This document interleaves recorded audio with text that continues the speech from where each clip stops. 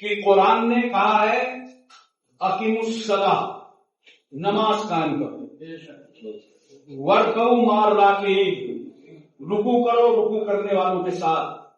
لیکن آپ یہ نہیں بتا سکتے کہ قرآن نے یہ کہا ہو کہ فجر میں 2 رکعت پڑھو بس اور 2 سنت پڑھو، ظہر میں 12 رکعت پڑھو، عصر میں 8 رکعت پڑھو، مغرب میں 7 رکعت پڑھو، عشاء میں 17 رکعت پڑھو. پورا قرآن اٹھا لو. قرآن کہیں بھی آپ کو تعداد نہیں بتائے گا کہ 5 وقت میں کتنی رکعت آپ کو پڑھنا. قرآن نے صرف یہ بتایا ہے کہ نماز پڑھو، نماز تم پر فرض ہے.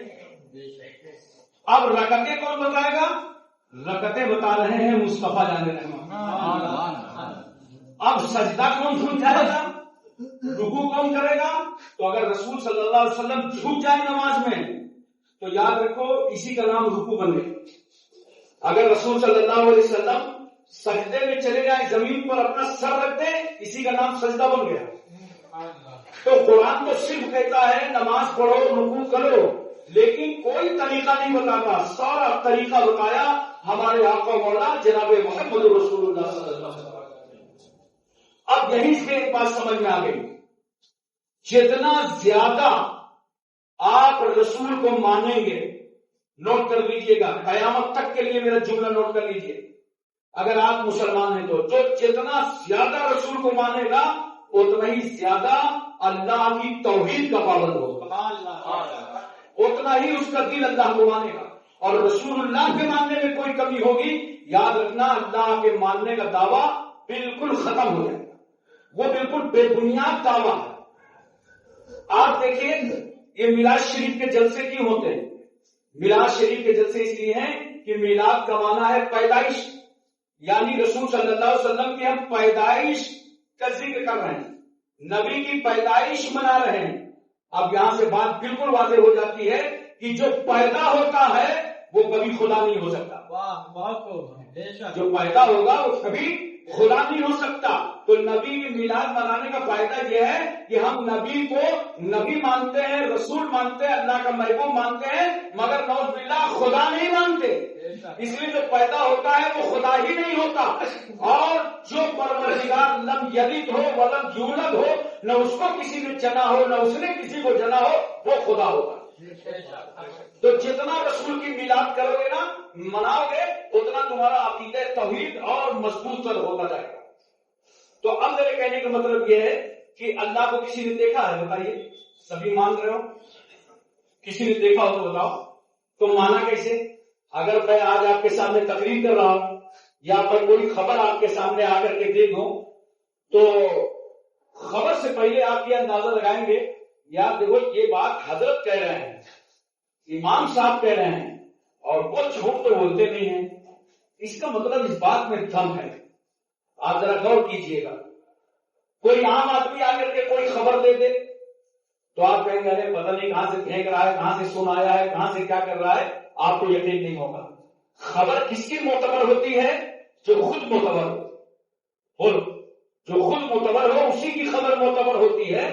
تو آپ یقین کریں کہ رسول صلی اللہ علیہ وسلم نے 40 سال تک اپنے آپ کو مکے والوں کو دکھایا کہ پہلے مجھے دیکھو، میرا اٹھنا چلنا پھرنا سونا جاگنا، بازار مارکیٹ سودا کاروبار نکاح شادی سب جب دیکھ لیا مکے والوں نے تو سرکار نے ان سے پوچھا میرے بارے میں کیا خیال ہے تم لوگوں کا؟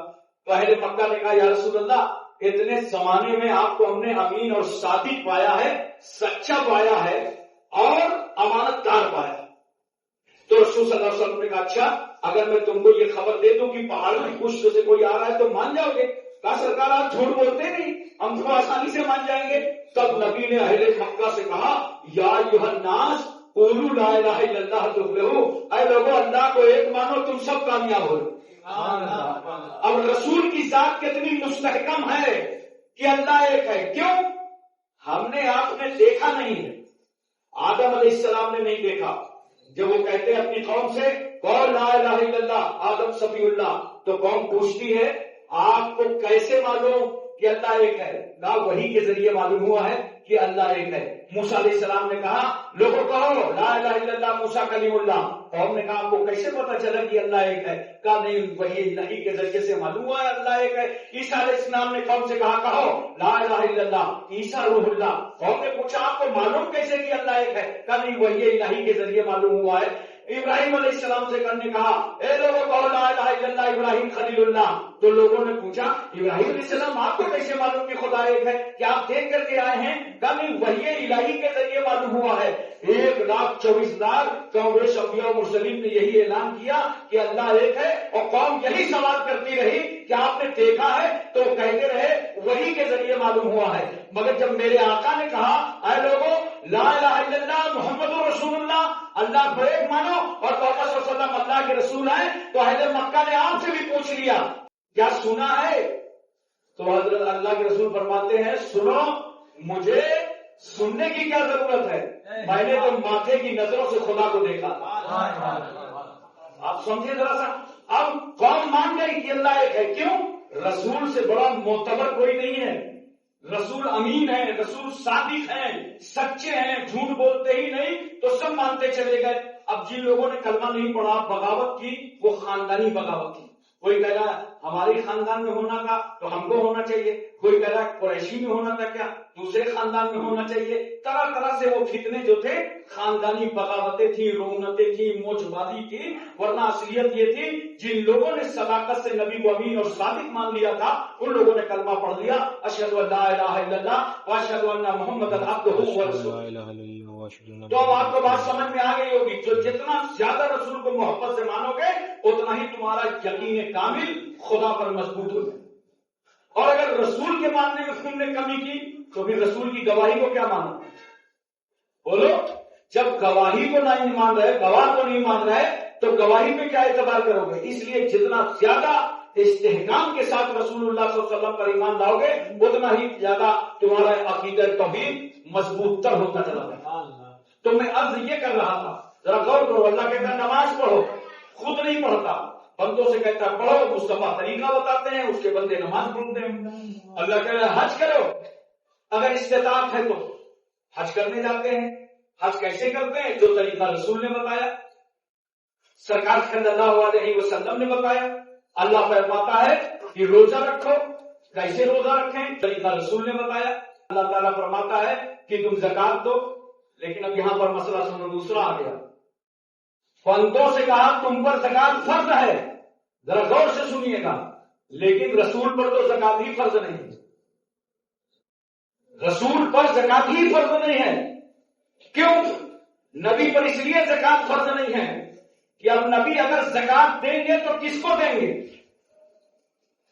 امت کو دیں گے، امتیوں کو دیں گے.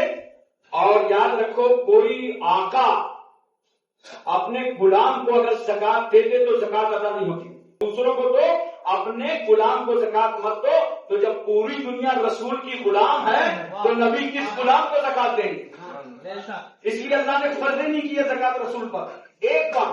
اور دوسری بات یہ دیکھو وہی قانون ایک اور بنایا رسول صلی اللہ علیہ وسلم کہ اگر تم غریب ہو تو زکات لے سکتے ہو، غریب ہو تو زکات لے سکتے ہو. سب کے لیے قانون بنا کہ اگر غریب ہو جائے میری امت میں کوئی ہو کسی برادری کا ہو تو زکات لینے کی اجازت ہے، لے سکتا ہے. مگر اپنی اولادوں کے لیے رسول اللہ نے قانون بنایا کہ اگر میری اولادیں میری نسل سے رہنے والے لوگ غریب بھی ہو جائیں تو ان کو زکات لینا حرام ہے. سید زکات نہیں لے سکتا. کیوں؟ اگر رسول صلی اللہ علیہ وسلم نے اپنی اولاد کو زکات لینے کی اجازت دی ہوتی تو ہماری آپ کی محبت مجبور کرتی یار یہ آلے رسول ہیں ساری زکات انہی کو دے دو، محبت بھی ادا ہو جائے زکات بھی ادا ہو جائے. پھر امت کے دیگر غریبوں کا کیا حال ہوتا؟ امت کے دیگر فقیروں اور یتیموں کا کیا حال ہوتا؟ اس لیے رسول اللہ نے قانون بنا دیا کہ میرے امتیوں اگر میری اولادیں غریب ہوں تو ان کو زکات دینا حرام ہے، لیکن اگر میری اولادیں مالک نصاب ہوں تو ان پر زکات دینا فرض ہے. اگر مالک نصاب ہوں تو زکات دینا فرض ہے، غریب ہوں تو زکات لینا حرام ہے. کیونکہ اگر سرکار نے اجازت دی ہوتی تو سارا مال تو سیدوں کے گھر میں چلا جاتا، تو پھر یہ دنیا کے یہودی تانا دیتے اور کہتے دیکھا پیغمبر اسلام صلی اللہ علیہ وسلم جو ایک مذہب اسلام لائے تھے اور دنیا میں وہ اس لیے چلا کے چلے گئے تاکہ کنبا پروری ہوتی رہے، ان کے خاندان کا پیٹ بھرتا رہے، ان کی اولادوں کو مال ملتا رہے. تو اللہ کے رسول صلی اللہ علیہ وسلم نے اسے مناہی فرما. بہرحال میں عرض یہ کر رہا ہوں، آپ کوئی سمجھ دیکھیں، کچھ دیکھیں، تو اللہ نماز پڑھتا نہیں ہے، پڑھواتا ہے، زکات دیتا نہیں ہے، دلواتا ہے، حج کرتا نہیں ہے، کرواتا ہے، مگر قسم خدا کی درود و سلام کیا ہے؟ درود و سلام تو اللہ خود پڑھتا ہے اور فرشتوں سے پڑھواتا ہے اور مومنوں کو پڑھنے کا حکم دیتا. ان اللہ وملائکتہ یصلون علی النبی یا ایھا الذین آمنوا صلوا علیہ وسلموا تسلیما. اے ایمان والو، بے شک اللہ اور اس کے فرشتے نبی پر ضرور پڑھتے ہیں، تم بھی میرے محبوب پہ درود و سلام پڑھا دو. آپ توجہ کیجئے ذرا سا اپنے ذہن میں اس بات کو اچھی طریقے سے اتاریے. درود کا مطلب کیا ہوتا ہے؟ مطلب سمجھیں گے تب تو آپ کو سمجھ میں آئے گا. درود کا مطلب یہ ہے کہ اے اللہ اپنے محبوب صلی اللہ علیہ وسلم کے درجوں کو اور بلند بالا فرما، اپنے محبوب کی عظمتوں کو اور بلند فرما دے. یہ درود پاک کا مطلب ہے. اچھا، جب اللہ نے کہا صلو سے امر کے ساتھ کہ تم سب پڑھو درود، اللہ اس کے فرشتے پڑھتے ہیں، مومنوں تم بھی درود پڑھو. تو جب مومن درود پڑھتا ہے تو کیا کہتا ہے؟ اللہم صلی. یہ بھی سیدھے امر، یہ واحد ہے، سلو جمع ہے. اللہ مومنوں سے کہہ رہا ہے تم پڑھو، اور جب بندہ نماز پڑھنے کے لیے آیا تو کہتا ہے اللہم صلی. اے اللہ میری کیا مجال کہ میں تیرے محبوب کے درجے کو بلند کرنے کی بات کروں. اللہم صلی، مولا اپنے محبوب پر تو ہی درود و سلام بھیج دے. اللہ کو آپ غور فرمائے ذرا سا، اس لیے ذرا دل لگا کر پڑھو اپنے آقا کی بارگاہ میں درود شریف. اللہ رب محمد صلی اللہ علیہ وسلم علی بعد محمد صلی اللہ علیہ وسلم صلاۃ والسلام علیک یا رسول اللہ صلی اللہ علیہ وسلم یا حبیب اللہ یا نبی اللہ. دیکھو میں عرض کر رہا تھا کہ سرکار صلی اللہ علیہ وسلم کی محبت کیا؟ قرآن پڑھو. حضور صلی اللہ علیہ وسلم شہر مکہ میں ایک مقام سے نکل رہے تھے تو سرکار نے کیا دیکھا کہ کچھ لوگ ہیں جو بتوں کی پوجا کر رہے ہیں، پتھروں کے سامنے سر ڈالے ہوئے ہیں. تو سرکار صلی اللہ علیہ وسلم نے ان کو روکا اور بات سنو، اللہ کے سوا کوئی معبود نہیں ہے، اللہ ایک ہے، اللہ کے سوا کوئی معبود نہیں ہے، لہذا یہ بتوں کی پوجا مت کرو. تو سرکار نے فرمایا یہ تو تم بتوں کی پوجا کر رہے ہو اور یہ تو شرک ہے، یہ تو کفر ہے. تو جتنے لوگ پوجا کر رہے تھے انہوں نے کہا کہ یا رسول اللہ یہ سب تو ہم اللہ ہی کی محبت میں کر رہے ہیں، یہ سب اللہ ہی کی محبت میں کر رہے ہیں. تو اللہ تعالیٰ نے اسی وقت قرآن کی آیت کریمہ نازل فرما دی اور کیا ارشاد فرمایا، ذرا غور سے سنو. محبوب کے پاس جبریل تم جاؤ اور جا کے میرے محبوب سے کہو تیسرے پارے میں ہے یار قل ان کنتم تحبون اللہ فاتبعونی یحببکم اللہ ویغفر لکم ذنوبکم واللہ غفور رحیم. جاؤ جا کر کے اعلان کر دو کہ اے لوگوں اگر خدا کی محبت کا دعویٰ ہے تو اللہ کی محبت ایسے قبول نہیں ہوگی. اللہ کی محبت کیسے قبول ہوگی؟ اللہ کہہ رہا ہے، رسول سے کہتے فاتبعونی، سب رسول کے پیچھے آ جائیں، سب رسول کی اتباع میں آ جائیں، سب نبی کے نقش قدم پہ آ جائیں. یہ اللہ سبق پڑھا رہا ہے کہ سب نبی کی اتباع میں آ جائیں. اور جب تم نبی کی اتباع میں آ جاؤ گے تو اللہ کیا فرماتا ہے؟ کہتا ہے یحببکم اللہ، پھر اللہ تم کو اپنا محبوب بنا دے گا. اور جب محبوب بنا دے گا تو آگے پروردگار عالم فرماتا ہے وَيَغْفِرْ لَكُمْ ذُنُوبَكُمْ وَاللَّهُ غَفُورٌ رَحِيمٌ. پھر اللہ تمہارے گناہوں کو بخش دے گا اور اللہ گناہوں کو بخشنے والا مہربان. ذرا سے ایک بات پر توجہ کیجیے، یہاں ہم اور آپ یہی تو چاہتے ہیں، جمعہ تھا کسی کو کہیں جانا تھا، کسی کو کہیں جانا تھا، لیکن کیا کیا آپ نے؟ نہیں آج کہیں نہیں جانا ہے. نہایا دھویا، کپڑے پہنے، عطر لگائے، کوئی آدھا گھنٹہ پہلے آ گیا، کوئی 1 گھنٹہ پہلے آ گیا، کوئی 15 منٹ پہلے آ گیا، کوئی اذان سن کے آ گیا، چلو مسجد چلو اللہ کی رضا کے لیے. بہت بڑا دن ہے، مومنوں کی عید ہے جمعہ، آج جمعہ ادا کریں گے، دعا کریں گے اور اس کے بعد کاروبار میں نکلیں گے، دھندے پانی میں نکلیں گے. آپ جمعہ کے لیے آئے اور آپ کی خواہش کیا ہے کہ اللہ ہمارا محبوب بن جائے. یہی تو ہے نا کہ اللہ ہمارا محبوب بن جائے اور ہمارا شمار اللہ کے چاہنے والوں میں ہونے لگے. یہی تو آپ کی مرضی ہے. لیکن قسم خدا کی قرآن پڑھو، کھول کے پڑھو، اور اس ترجمے میں کوئی اختلاف بھی نہیں ہے. चाहे जिस मक्तबे फिक्र का तर्जमा उठा लाओ और पढ़ लो, उसका तर्जमा देखो क्या लिखा है कि बंदो तुम चाहते हो कि अल्लाह को हम महबूब बना ले, मगर सुनो जब तुम मेरे रसूल की इत्तिबा में आओगे, नक्शे कदम पे आओगे, पीछे पीछे चलोगे तो जो भी कुमुल्ला अल्लाह तुमको खुद ही महबूब बना लेगा। मेरे महबूब के नक्शे कदम पे आओगे तो अल्लाह तुम्हें खुद ही महबूब बना लेगा। इसलिए दोस्तों याद रखो, रसूल सल्लल्लाहु अलैहि वसल्लम से दिल खोल के मोहब्बत करो, प्यार करो। सहाबा की जिंदगी देखो, कैसा अपने नबी से प्यार किया। नबी के इशारे पर मैदान बद्र चले गए, मैदान ओहद चले गए, नबी के इशारे पर हर कुर्बानी देते रहे। और जरूरत पड़ी तो सहाबा ने देखा कि नबी ने पेट में पत्थर मांगा तो सहाबा ने भी पेट में पत्थर मांग लिया। आप देखिए तरह से सहाबा का किरदार, सहाबा की मोहब्बतें और सहाबा का रसूल सल्लल्लाहु अलैहि वसल्लम से प्यार। और इतना प्यार कि एक आखिरी बात मैं नजर कर दूं, एक यहूदी था और एक मुसलमान था, दोनों का झगड़ा हो गया। मुसलमान ये नाम का था, झगड़ा किस बात पे हुआ, पानी ले जाना था। तो यहूदी का बाग भी वहीं पे था और जो मुसलमान अपने कहता था उसका बाग भी था। मुसलमान ने कहा पहले मैं अपने में पानी ले जाऊंगा, यहूदी ने कहा मैं पानी ले जाऊंगा। झगड़ा हो गया तो मुसलमान जो था कलमा पढ़ता था, उसने कहा भाई ऐसा है, चलो रसूल सल्लल्लाहु अलैहि वसल्लम पे फैसला करा लें और जो फैसला कर देंगे मान लेंगे। जो मुसलमान अपने को कहता था वो भी सोचा यार ये तो यहूदी है, फैसला तो मेरे ही हक में होगा। कहे सरकार ने दोनों की हालात सुने, उसके बाद सरकार सल्लल्लाहु अलैहि वसल्लम ने फैसला किया कि यहूदी अपने खेत में पानी ले जाए। अब वहां से तिल मिलाता हुआ जो मुसलमान बन रहा था ना, पक्का मुसलमान, वहां से भागा और रास्ते में यहूदी को रोका, कहा हमारे आका सल्लल्लाहु अलैहि वसल्लम थोड़ा नरम दिल है, इसलिए उन्होंने फैसला कर दिया है, चलो चलते हैं, ये फैसला हजरत उमर से करा देते हैं। ये यहूदी कौम कितनी चालाक। इसराइल में कुल 94 लाख यहूदी हैं इस वक्त, देख रहे पूरी दुनिया को कैसे मुट्ठी में गिरफ्त में लिए हुए। सिर्फ 94 लाख पूरे इसराइल में यहूदी हैं। चालाक कौम, उसने सोचा यार ये कितना बड़ा बेवकूफ है, सुप्रीम कोर्ट का फैसला हाई कोर्ट लेके जा रहा है। कहा चलो चलो ठीक है तुम चलो हजरत उमर के पास चलो। हजरत उमर के पास गए और बार बार बताने लगा मैं मुसलमान हूँ, मैं मुसलमान हूँ, मैं मुसलमान हूँ, और सरकार ने फैसला कर दिया है कि यहूदी खेत में पानी ले जाएगा। तो हजरत उमर ने पूछा ये फैसला किया? कहा हाँ ये किया। कब बैठो, बैठाया, अंदर गए, तलवार निकाल के लाए और जो अपने को मुसलमान कह रहा था ना उसके सर पर मारा और 2 टुकड़े कर दिए। कहा जो रसूल का फैसला नहीं मानता उसका फैसला उमर की तलवार कर। पूरे मदीने में शोर मच गया कि उमर ने एक मुसलमान का कत्ल कर दिया, मुसलमान का मर्डर कर दिया। तो जब ये हजरत उमर की बात रसूल सल्लल्लाहु अलैहि वसल्लम तक पहुंची तो कशा कशा रसूल की बारगाह में हाजिर हजरत उमर।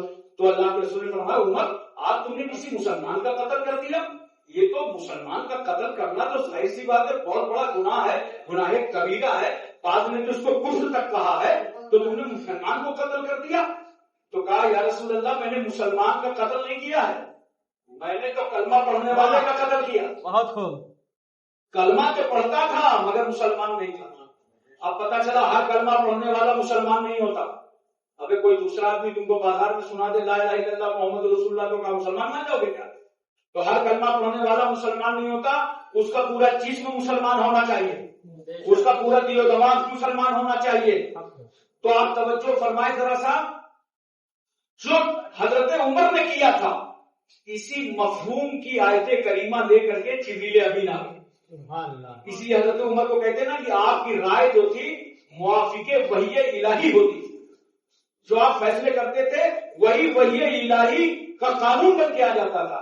जिब्रील आ गए और कहने लगे या रसूल अल्लाह ये आयत नाज़िल हो रही आप पर कि तुम में से कोई मोमिन हो ही नहीं सकता जब तक तमाम मामलात में रसूलुल्लाह को अपना हाकिम न बना ले, अपना फैसला। ये है मोहब्बत रसूल। इसलिए अपने आका से मोहब्बत करो और नबी सल्लल्लाहु अलैहि वसल्लम की सीरत पर अमल करो। वाखिर दावाना अल्हम्दुलिल्लाहि रब्बिल आलमीन।